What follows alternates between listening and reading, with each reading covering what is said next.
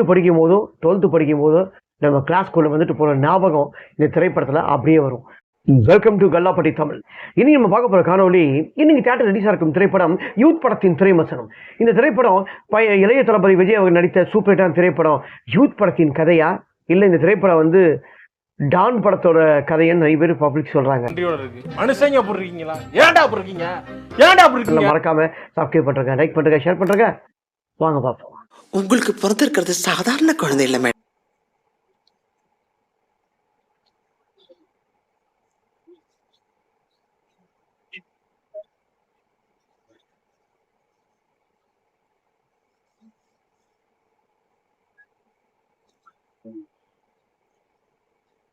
இந்த படத்துல கென் கருணாஸ், அனிஷ்மா, மீனாட்சி தினேஷ், சூரஜ், தேவதர்ஷினி மற்றும் பல நடிச்சு வெளிவந்திருக்கும் திரைப்படம் யூத் படத்தின் திரைமசனம்.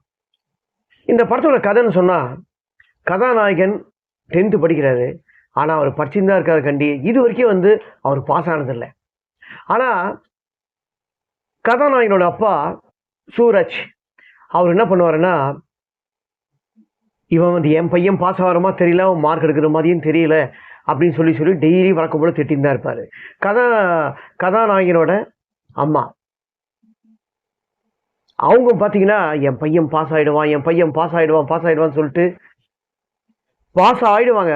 ஆக்சுவலாக வந்து டஸ்ட் பாஸ் தான். அந்த டஸ்ட் பாஸுக்கு போயிட்டு அவ்வளோ ஆர்ப்பாட்டம் பண்ணுவாங்க. உடனே கதாநாயகனோட அப்பா வந்து கூப்பிட்டு, உன் பையனோட மார்க் ஷீட்டை காட்டு அப்படின்னுவான். காட்டவே மாட்டேன்னுவான். நீ முதல்ல மார்க் ஷீட்டை காட்டு.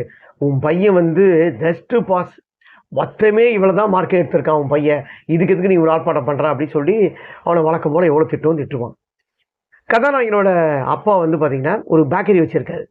அவர் என்னதான் பேக்கரி வச்சிருந்தாலும் அவங்களோட ஃபேமிலியிலேருந்து இவன் வந்து சரியாக வந்து படிக்கலை, ஆளை வந்து சரியாக மரியாதை கொடுக்க மாட்டாங்க. அந்த ஒரு குற்ற உணர்ச்சி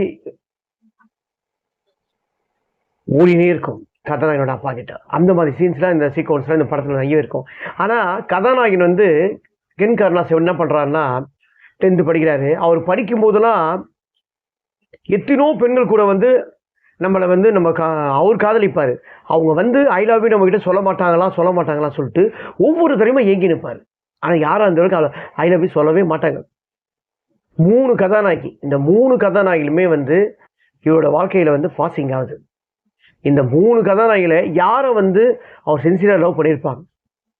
இந்த திரைப்படத்தை வந்து சொன்னால் நம்ம கதைன்னு சொன்னால் சொல்லிகிட்டே இருக்கலாம். ஆனால் இந்த திரைப்படம் வந்து கிட்டத்தட்ட ஃபர்ஸ்ட் ஆஃப் எடுத்தீங்கன்னா ஜெட் வேகத்தில் பறக்குது திரைப்படம். அந்த அளவுக்கு வந்து காமெடி சீக்வன்ஸு, காலேஜோட நம்ம பையன் நினைவுகள். இந்த திரைப்படத்துக்குள்ளே நம்ம வந்துட்டா, நம்ம 10th படிக்கும் போதோ +2 படிக்கிற காலத்தில் நம்ம வந்துட்டோமோ அப்படின்னு சொல்லிட்டு அந்த ஒரு ஃபீலிங் இந்த திரைப்படத்தை உள்ள ஸ்க்ரீனில் அப்படியே ப்ரெசென்ட் பண்ணியிருக்கோம். அப்படியே நம்ம கொஞ்ச நாளைக்கு தியேட்டருக்குள்ளே வந்துட்டு அந்த படம் ஓப்பன் பண்ண உடனே நம்ம ஒரு கண்ணை மூட்டு அப்படியே நம்மளோட பழைய வாழ்க்கையை நினச்சி பார்த்தோன்னா, 10th படிக்கும் போதோ 12th படிக்கும் போதோ நம்ம கிளாஸ்க்குள்ளே வந்துட்டு போகிற ஞாபகம் இந்த திரைப்படத்தில் அப்படியே வரும். அவர் கூட நடிக்கிற சப்போர்ட்டிங் கேரக்டர், ஃப்ரெண்ட்ஸ் கேரக்டர் ரொம்ப அழகாக என்ன பண்ணியிருக்காங்க. அதில் இன்னொரு ஃப்ரெண்டு குண்டா வருவார். அவர் வந்து ரொம்ப அழகாக வந்து நேச்சுரலாக நல்லா பண்ணிப்பார். அவரோட காமெடி சீக்வன்ஸ்லாம் தியேட்டரில் வந்து கிளாப்ஸ் பறந்துனே இருக்குது. இந்த திரைப்படத்தில் தயாரிப்பாளர், டைரக்டர் யாராக இருந்தாலும் ஆகட்டும், ஃபஸ்ட்டு இந்த திரைப்படத்துக்கு டைரக்டர் ஜிவி பிரகாஷ். இந்த படத்தோட ஹீரோனா ஜிவி பிரகாஷ் தான் சொல்லணும். ஏன்னா இந்த படத்துக்கு மியூசிக்கும் பேக்வர்டு மியூசிக் சாங்ஸ் இல்லைன்னா இந்த படமே இல்லை, அப்படிதான் இந்த படத்தை சொல்லுவாங்க. நான் பார்க்கும்போது மற்றவங்க மனசும் சரி, இந்த படத்தை வந்து நான் பார்க்கும்போது இந்த திரைப்படம் வந்து மியூசிக் தான் இம்பார்ட்டன்ட். ஏன்னா ஒவ்வொரு ஸ்க்ரீனில் வந்து ஒவ்வொரு நல்ல ஸ்க்ரீனில் சீக்வன்ஸையும் அதை ஒவ்வொரு தடவையும் பாட்டு போட்டே இருப்பாங்க. நமக்கு எல்லாருக்கும் இந்த ட்ரெண்டிங்கான பாட்டு வந்து அந்த மினிக்கி சாங்ஸு ரொம்ப அழகாக வந்து ட்ரெண்டிங்கான சாங்ஸ், அந்த பாட்டு தான் நல்லா இருக்குன்னு நம்ம ஸ்க்ரீனில் பார்த்தோம். கடைசியில் பார்த்தா படத்தில் ஃபுல்லாக எல்லா பாட்டுமே வந்து ரொம்பவே நல்லா இருக்குது. தியேட்டரில் அதம் பறக்குது, எல்லாரும் ஒரு ஜாலியாக என்ஜாய் பண்ணி தான் பார்த்தாங்க. இந்த படத்தில் ஃபர்ஸ்ட் ஹாஃப் ஃபுல்லாக ஜாலியாக போச்சு. செகண்ட் ஹாஃப் இன்டர்வல் விட்டுறதுக்கு அப்புறமும் ஜாலியாக இருக்குது.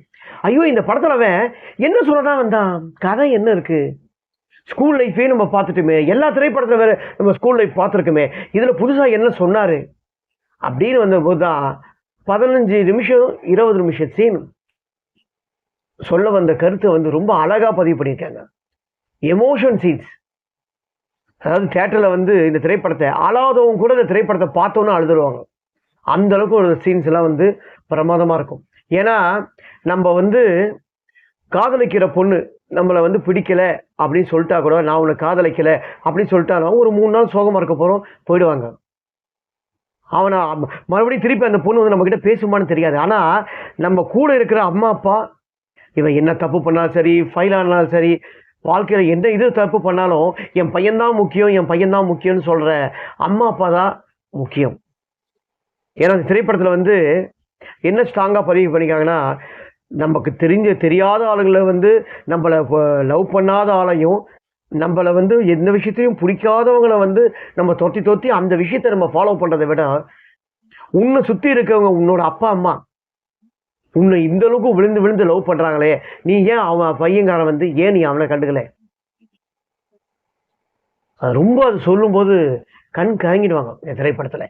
அந்த மாதிரி ஒரு சீக்வன்ஸ். இந்த திரைப்படம் வந்து நம்ம 2K கிட்ஸ் ஆகட்டும், 80s ஆகட்டும், 90s ஆகட்டும், எல்லா ஆடியன்ஸும் ஒரு கனெக்டிவிட்டியான ஒரு நல்ல திரைப்படம் யூத். அதாவது இந்த யூத் படத்தை வந்து நான் வச்ச உடனே இளைய தளபதி சூப்பரான ஹிட்டான படம். அந்த படத்துலையும் பாட்டெல்லாம் ஹிட்டு. ஸோ இந்த படம் அதுக்கும் என்ன ஒத்துமை கேட்டால், அந்த படத்தில் ஒரு நாள் தெரிஞ்சுக்கோ, இளைய தளபதியோட டான்ஸும் பாட்டும் வந்து மறக்க முடியாத சாங்ஸு.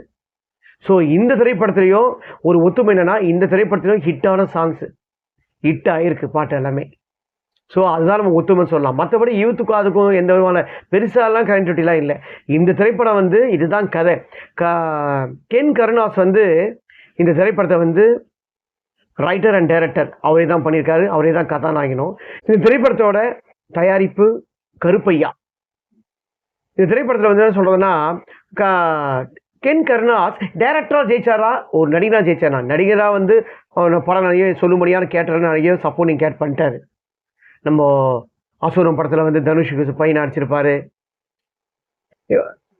அந்த மாதிரி வந்து நிறைய எத்தனையோ கேட்டு பண்ணிட்டாரு. ஆனா நான் இந்த திரைப்படத்தை பார்க்கும்போது என்னோட தனிப்பட்ட முறையில கருத்து, என்னோட பாயிண்ட் ஆஃப்ல இருந்து நான் இந்த படத்தை வந்து பார்க்கும்போது, டைரக்டரா ஜெயிச்சிருக்காரா ஒரு நடிகனா ஜெயிச்சிருக்காருன்னு கேட்டா, என்னை பொறுத்த வரைக்கும் இந்த திரைப்படம் வந்து writer and director Ken Karunas டைரக்டரா இந்த திரைப்படத்தில் ஜெயிச்சிருக்காரு. கண்டிப்பா வந்து அவர் ஒரு நல்ல நடிகரா வராரா இல்லையான்னு தெரியாது. நான் இந்த திரைப்படத்தை பார்க்குற ஒரு நல்ல ஒரு ரசிகனா சொல்றேன். கென் கருணாஸ் டைரக்டரா இன்னும் எத்தனையோ திரைப்படம் அவர் டைரக்ஷன் பண்ணுவாரு, ஜெயிப்பாரு.